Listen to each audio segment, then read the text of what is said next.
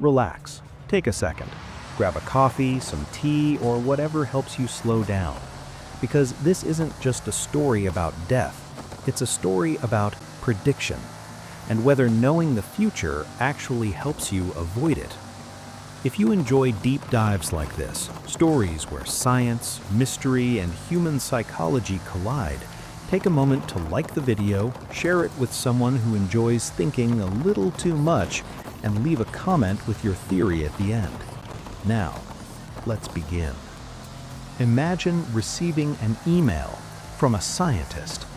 Not a technical paper, not a research update, a warning. The message says that if anything happens to him, if he dies suddenly, if it looks like an accident, if it looks like suicide, it won't be. He insists he is not depressed. He says he is not suicidal, and he is very clear about one thing. He believes he is going to be killed. Now, ask yourself a question. If someone predicts their own death and then dies, did they foresee the future, or did they create it? This is the story of a scientist whose research attracted powerful attention. A man who sent messages predicting his death and then ended up dead under circumstances that to this day no one fully agrees on. His name was David Kelly. David Kelly was not a fringe figure. He wasn't an internet conspiracy theorist. He wasn't anonymous. He was a respected British scientist, an expert in biological warfare, a man who had spent decades inspecting weapons programs across the world. He worked with governments. He advised intelligence agencies. He understood secrets. Which raises an immediate question. If someone like that says they're afraid, should we listen? In the early 2000s, the world was tense. Governments were talking about weapons of mass destruction, about chemical threats, about invisible dangers that justified very visible wars. David Kelly was directly involved in this world, and according to people close to him, the pressure was intense. He believed that certain claims being made to the public were exaggerated, possibly false. Now pause for a moment. What happens when a scientist disagrees with a political narrative?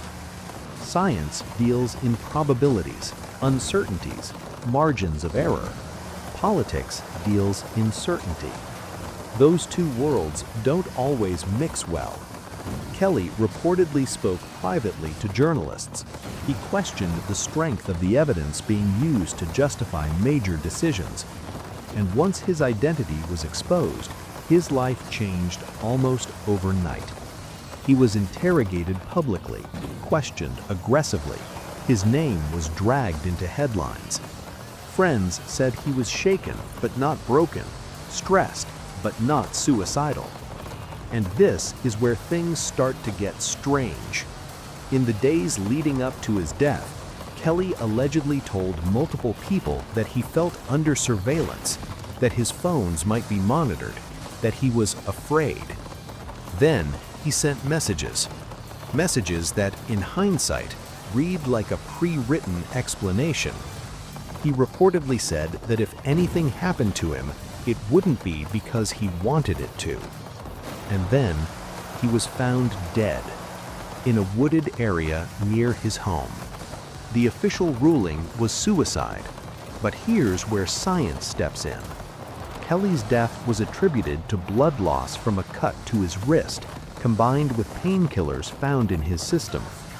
Except, medical experts raised questions, serious ones. The cut reportedly severed an artery that, anatomically, is difficult to sever in that location. The amount of blood loss observed didn't match typical cases. The dosage of painkillers was not considered lethal by some toxicologists. So we're left with a puzzle. If he predicted his own death, and the physical evidence is disputed, and the context involves political pressure and classified information, what do we do with that? Let's step back. Humans are very good at seeing patterns after the fact. This is called hindsight bias. When something happens, we connect dots backward and assume inevitability. So we have to ask, was Kelly truly predicting his death? Or was he expressing fear in a high-stress environment? Because there's a difference. Stress changes the brain. It heightens threat perception. It makes neutral events feel hostile. But it also sharpens intuition, which leads to a deeper question. Can people sense when they are in danger before evidence appears? There's research suggesting that humans subconsciously detect threats long before they can articulate them. Changes in tone, behavior, social dynamics. Your brain is constantly running simulations. What if Kelly's prediction wasn't mystical, but analytical? He understood the system he was inside. He understood incentives. He understood what happens when narratives are threatened. Now, here's where things get even more uncomfortable.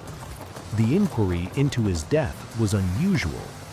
Instead of a traditional public inquest with a jury, a special inquiry was held. Some evidence was sealed, some testimony was limited. And years later, when calls were made to reopen the case, they were denied. Which raises another question. If the conclusion is solid, why resist re-examination? Skeptics argue that this resistance proves nothing. Governments often avoid reopening cases because of precedent, cost, and political fallout. But suspicion thrives in silence, and Kelly's case has plenty of silence. Now consider this. If someone wanted to eliminate a person quietly, would they make it look like an accident, a suicide? Statistically, staged suicides are extremely rare, but they're not impossible. And history shows that when states act covertly, they aim for plausibility, not perfection. On the other hand, if Kelly truly did take his own life, then the prediction takes on a different meaning. It becomes a tragic example of a man overwhelmed by pressure, a warning about how public scrutiny and institutional stress can break even the most accomplished individuals. Both interpretations are disturbing, because in one version, a man was silenced, in the other, a system crushed him. And here's the twist. In both cases, the outcome is the same. A voice was lost. Which brings us to the philosophy of prediction. If you say, I believe something bad will happen to me, and it does, was that foresight? Or self-fulfilling prophecy? Psychologists have shown that expectations influence behavior. Behavior influences outcomes. But that only works if the person has control. Did Kelly have control? That's the real question. He wasn't hiding. He wasn't running. He didn't disappear. He went for a walk and never came back. Now, ask yourself something uncomfortable. If someone today sent you a message predicting their own death, would you believe them, or would you dismiss it as stress? We are conditioned to trust official explanations because the alternative is destabilizing. Believing that systems can harm individuals on that level forces us to question safety, authority, and trust. And questioning trust is exhausting. So we accept simpler answers. But science doesn't stop at comfort. It stops at evidence. And in this case, the evidence doesn't fully agree with itself, which is why this story persists. Not because it proves a conspiracy, but because it exposes uncertainty. David Kelly predicted his own death.